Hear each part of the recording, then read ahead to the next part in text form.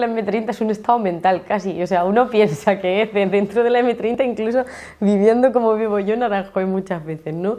Y yo creo que todo lo que se produce inevitablemente se produce desde Madrid, ¿no? Y es muy complicado pensar más allá. Mira, yo me di cuenta, yo vivía en Malasaña y me fui allí.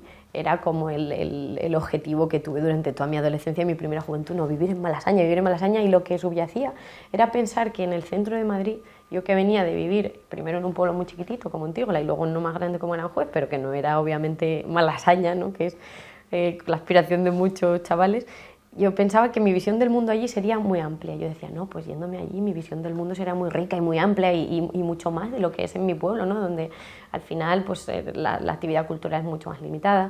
Y estuve allí viviendo muchos años, ¿no? Y cuando me vuelvo a vivir aquí me doy cuenta de que ha sido justo al contrario, ¿no? De que mi visión del mundo se ha constreñido y se ha cerrado precisamente por vivir en Malasaña, ¿no? Porque ahí me relacionaba con gente de mi mismo estatus socioeconómico, de mi misma edad, porque Malasaña es un barrio además de Madrid muy segado por edad, como algunos otros, con la misma visión del mundo que yo, que votaba los mismos partidos que yo, que incluso vestía como yo. Y sin embargo, aquí o en mi pueblo, cuando voy a mi pueblo, me relaciono con el que vota un partido y con el que vota otro, me relaciono con el que tiene una profesión y con el que tiene otra, con el que pertenece a mi misma clase social y con el que no. Y entonces esa paradoja, se da esa paradoja, ¿no? De que la visión del mundo se estrecha mucho cuando uno no sale de la M30, que es donde parece que tiene una visión global y amplia del mundo. Y yo creo que si me tuviese que hablar a mí yo de entonces, ¿no? Y darme un consejo sería, joder, sal de ahí y date cuenta que es parecido a vivir en una secta, ¿no? Y que tu visión del mundo es muy estrecha y que piensas que eres muy especial cuando eres muy igual a todo, ¿no? Cuando probablemente seas el prototipo incluso te piensas antisistema, ¿no? Yo aquí llevo un pelo azul y me corto el pelo como de no sé qué manera y es que es lo que te está diciendo Netflix que hagas, ¿no? O sea, realmente estás cumpliendo con el paradigma que se ha diseñado y que se ha hecho propaganda para ti.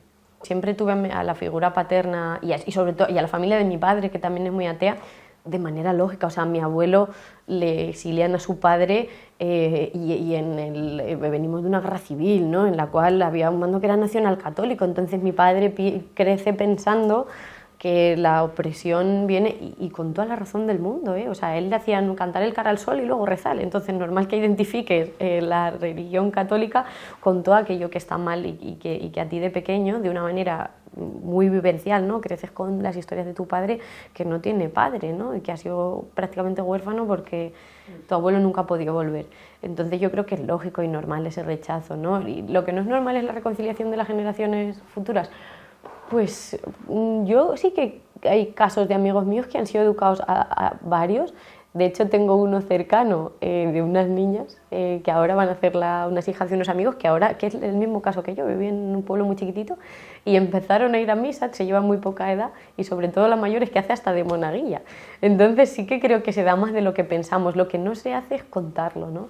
Yo creo que mi historia le sorprendió a mucha gente porque está muy contado la historia del chaval que va a un colegio religioso y que estudia con las monjas y luego acaba rebotado, pero no estaba y está muy contado porque era lo habitual, ¿no? O sea, en España hay muchos colegios religiosos y se ha educado a generaciones enteras en el catolicismo que luego pues han salido tarifando, pero lo que no estaba contado apenas era lo contrario, ¿no? El decir, no, pues yo no vengo de una familia que me haya dado esta educación, sí en parte porque estaba mi abuela, ¿no?